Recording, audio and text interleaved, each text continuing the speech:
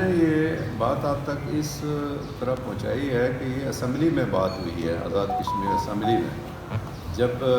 میں نے یہ کہا کہ ہم نے پی ٹی آئی کے امیدوار کو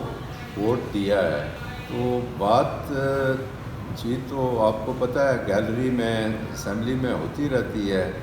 تو اس پر راجہ فاروق حیدر نے کہا تھا یہ فیصل نصیر کا یہ کام ہے کہ یہ 48 ووٹ ملے۔ تو ایسے میں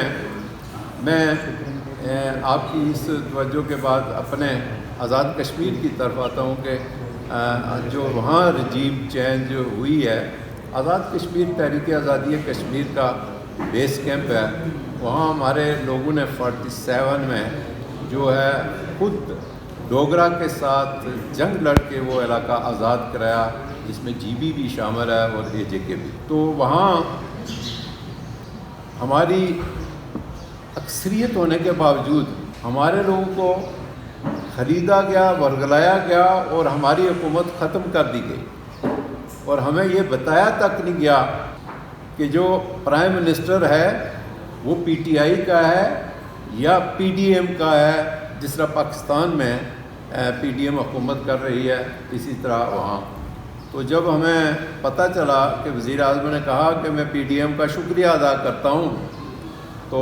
میں آپ کو یہ بات ریکارڈ کے طور پر بتانا چاہتا ہوں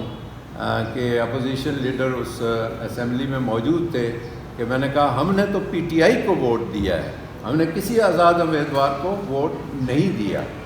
تو ساتھ میں نے یہ کہا کہ یہ ماڈل بنانے والوں کا بہت شکریہ کہ ایسا ماڈل کوئی آزاد کشمیر میں پہلے نہیں بنا سکا، جس پر راجہ فاروق حیدر سابق وزیر اعظم نے کہا کہ یہ ماڈل جو ہے یہ فیصل نصیر صاحب کا ماڈل ہے۔ اسمبلی کے اندر یہ بات کہی، کوئی ایسے ڈکی چھپی بات نہیں ہے۔ تو ہم یہ چاہتے ہیں کہ یہ مداخلت بند ہونی چاہیے۔ آزاد کشمیر کا جو خطہ ہے یہ تقاضا کرتا ہے کہ مضبوط پاکستان آزاد کشمیر کا جو ہے وہ سفارتکاری کر سکتا ہے۔ مسئلہ کشمیر پر یونائٹڈ نیشن کی قراردادوں کے مطابق جو ہے وہ دباؤ ڈال سکتا ہے، دنیا کو باور کرا سکتا ہے، لیکن اس کے لیے میں آپ سے گزارش کروں گا کہ پاکستان میں ایک ہی شخصیت ہے جو انٹرنیشنل سطح پر جس کی پہچان ہے، اور آزاد کشمیر میں پاکستان میں جس کے پاس مینڈیٹ ہے، اور وہ ہے عمران خان، جو کشمیریوں کی سفارتکاری بھی کر سکتا ہے، جو کہ عالمی سطح پر آج جو صورتحال پیدا ہو چکی ہے کہ مسئلہ فلسطین پر مسلمان جو ہے وہ خاموش بیٹھے ہوئے ہیں، اور کروڑوں کے وہ لوگ وہ خاموش بیٹھے ہیں، اور جب 313 جب تھے تو انہوں نے لرزہ طاری کیا ہوا تھا۔ یہ ہے آج کا مسلمان اور یہ ہے اس وقت کا مسلمان۔ تو ہمیں آزاد کشمیر کے ساتھ، کشمیری مسلمانوں کے ساتھ جو کچھ ہو رہا ہے اور آج کل جو فلسطین میں ہو رہا ہے، اس کے لیے پاکستان کو معاشی لحاظ سے، سیاسی لحاظ سے استحکام آنا چاہیے۔ یہ اسی صورت میں ہو سکتا ہے کہ عمران خان کو جو بے گناہ ہے، قیدی نمبر 804 جو بے گناہ ہے، انہیں ریلیز کیا جائے۔ آزاد کشمیر، جی بی اور پاکستان اور عالم اسلام کے معاملات جتنے بھی ہیں وہ انشاءاللہ اس پاکستان کی بنیاد پر حل ہوں گے، اور ہمارے ادارے جو ہیں وہ بھی اسی صورت میں مستحکم ہو سکتے ہیں دنیا کے سامنے، جو بدنام ہو چکے ہیں وہ کہ وہ خان صاحب کی رائے کو فوراً عمل میں لائی جائے۔ صورتحال تھی کہ آپ پر واضح ہے کہ پی ٹی آئی کا نہ بلہ تھا، پی ٹی آئی کا نہ کوئی اور نشان تھا، بلکہ ہر امیدوار کو آزاد کر کے ایک نشان دیا گیا۔ لیکن میں پاکستانی قوم کو مبارکباد دیتا ہوں کہ انہوں نے ایک ریفرینڈم کی طرح جو ہے وہ پی ٹی آئی کو ووٹ کی پرچی سے نوازا، اور اس سے